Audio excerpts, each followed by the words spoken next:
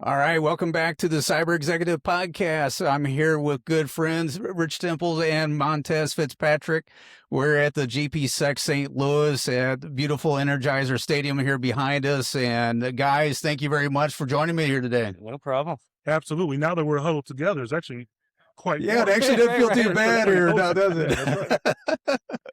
All right. So, hey, guys, one of the things that, we were talking about before the recording here was, is there really still a shortage in cybersecurity talent? And if so, what's your takes on that? So, Well, you go ahead and start. Me? Oh, sure. So there is a shortage, but I think a lot of the jobs that are supposedly open for them just aren't getting funded.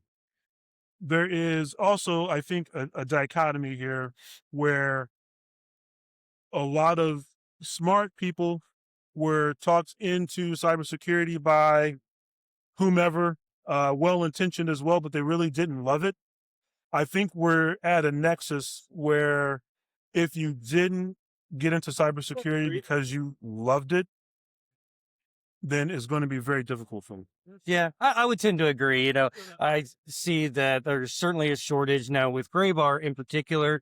We have relied very heavily on MSPs. So that is certainly helping. But there are a lot of things that we need to do on our side, right? We're the architect, we're the organizer, the MSPs push a button because you tell them to push a button. However, we do see a shortage on our side of talent. We're really trying to tap into, our intern program for sure. We do see some there.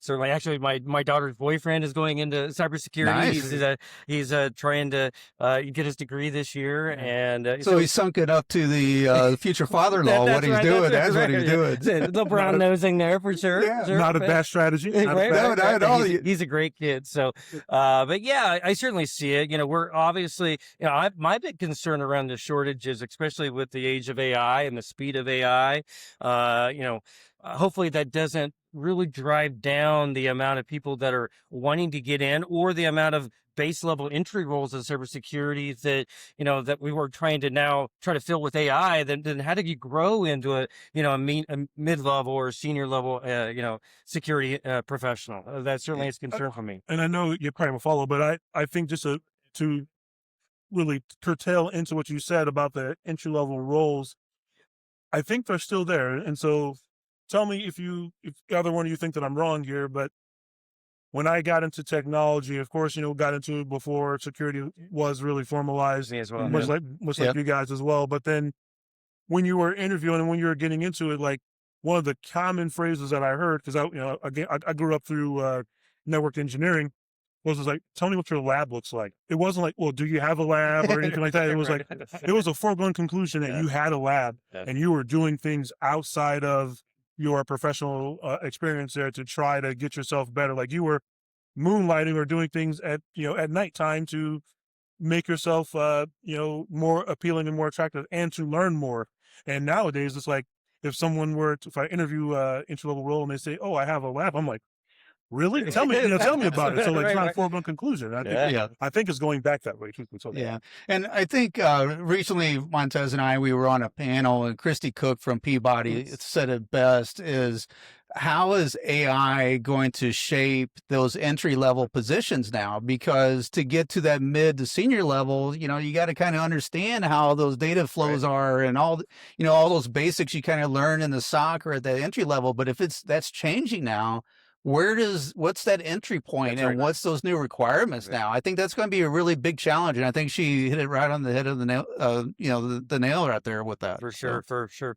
Yeah, it's going to be interesting to see how it plays out, and I just hope that there's a lot of companies don't see there's no need for entry level because we have AI, and you got to be able to grow into those mid and senior level roles. And my hope is we utilize those, I guess, junior level roles to be able to guide, as we were speaking, the panel earlier, talking really about having AI help you really grow as a professional, and hopefully, a lot of companies still do that. Yeah, definitely. It's not necessarily a hot take, but I don't know if you guys remember a couple of years ago on Reddit, there was very in the cybersecurity, channels that there were a lot of discussion around, okay, like entry-level cybersecurity is, mid-level technology. Now, I don't know if I necessarily ascribe to that, certainly probably one way or another. Maybe I did, but, kind of like, I don't know if maybe that's where we are forming. Like, okay, well, really like, okay, the new entry level for cybersecurity is going to be a continuation, at least certainly on the operational side, maybe like a mid-level technology person. I don't know. Like, I'm gonna throw it out there and just let you guys react. No. Yeah, I'm right there with you. I think that certainly is a possibility. As I kind of think about my potential future son-in-law, where's he going to start, right? And how does he break in out? And once he graduates, how does he break into a company, right? And